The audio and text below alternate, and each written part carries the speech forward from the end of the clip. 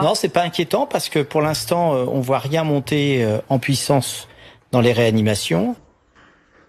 Et en effet, il faut pas aller plus vite que la musique sur l'épidémie et faire peur à la population qui est déjà bien coincée entre les épisodes de canicule, la crise sociale et puis le coronavirus, d'accord? Donc là, actuellement, tout est surveillé.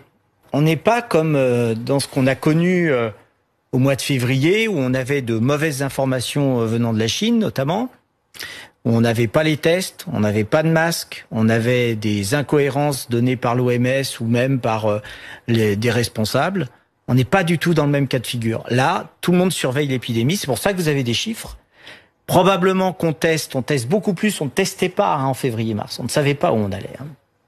Là, on teste, donc on a beaucoup de cas qui sont révélés, mais on n'a pas de montée en puissance sur les réanimations. Alors justement, quelle est la situation en ce moment même dans les services de réanimation? Eh ben, pour l'instant, on se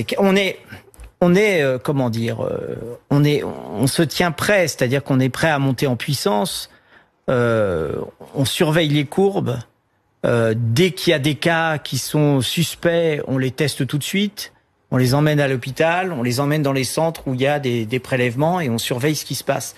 On surveille le niveau de contamination, ce dont vous êtes revenu à plusieurs reprises dessus. Alors en effet, le virus semble se transmettre un peu plus facilement et de manière un peu plus importante. Mais la situation, pour l'instant, elle reste stable.